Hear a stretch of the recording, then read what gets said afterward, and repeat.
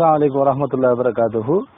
இந்த அகீகா குடும்ப சம்பந்தமாக ஒரு சகோதரர் கேள்வி கேட்டிருக்கிறார். அதாவது 7வது சினத்தை தாண்டி ஒரு சினத்தில் வந்து அகீகா நிறைவேற முடியுமா என்ற ஒரு சகோதரர் கேள்வி கேட்டிருக்கிறார். பொதுவாக ஒரு விஷயத்தை விளங்கிக் கொள்ள வேண்டும். ரசூல் ஸல்லல்லாஹு அலைஹி வஸல்லம் அவர்கள் தெளிவாக ஹதீஸ்களிலே சொல்லியிருக்கின்றார்கள். என்னென்றால் யுதுபஹு அன்ஹு யௌம ஸாபியா, 7வது நாள் தான் அறுக்கப்பட வேண்டும். வயுசம்மா வயுகுலக், அந்த 7வது நாள் தான் பேர் வைக்கப்பட வேண்டும் என்று ரசூல் ஸல்லல்லாஹு அலைஹி வஸல்லம் அவர்கள் தெளிவாகவே சொல்லியிருக்கிறாங்க. அப்ப அந்த அடிப்படையில் பார்த்தா 7வது நாள் தான் இந்த பேர் வைப்பது, இந்த அகீகா கொடுப்பது, தலையை சிறைப்பது, இப்படி பல விஷயங்கள் வந்து நடைபெற்றிருக்கிறது.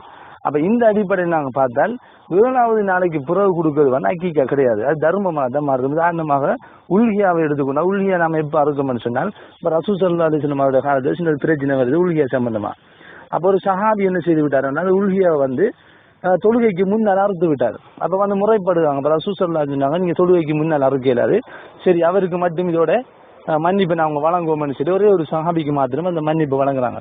அப்ப அதே மாதிரி தான் ஒவ்வொரு விஷயங்களும் என்னென்றால், இஸ்லாம் வந்து நாட்களை வரையறுத்தால் அந்த நாட்களுக்குள்ள கொடுக்கப்படணும். அதற்கு மீறி வந்து கொடுக்கப்படுமாக இருந்தால் அதற்கு பேர் வந்து அந்த உரிய வணக்கம் நிறைவேறாது. அந்த வகையில் வந்து அக்கீகாவை பொறுத்த வரைக்கும் 7வது நாளைக்கு முன்னையும் கொடுக்க இயலாது, 7வது நாளைக்கு பின்னையும் கொடுக்க இயலாது.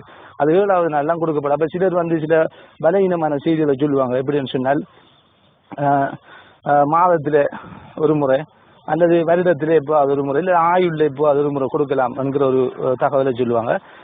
அதாவது ஆயுள் சொல்லுகிற ஒருவர் வந்து சின்ன வயசுல கொடுக்கப்படாவிட்டால் அவர் மௌத்தாவதற்கு முன்னால், மரணிப்பதற்கு முன்னால் கொடுக்கலாம் தான் சொல்லுவாங்க. அப்ப இதனை பொறுத்த வரைக்கும் இதற்கு மார்க்கத்தில் வந்து எந்த ஒரு அனுமதியும் கிடையாது. அப்ப இந்த அடிப்படையில் ரசூல் ஸல்லல்லாஹு அலைஹி வஸல்லம் அவருடைய சுன்னாக்களில் தெளிவாக வந்திருக்கிறது 7வது நாள் என்று.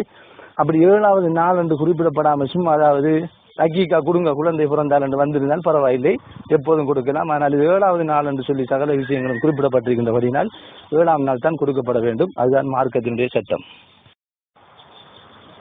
அஸ்ஸலாமு அலைக்கும் வரஹ்மத்துல்லாஹி வபரகாத்துஹு.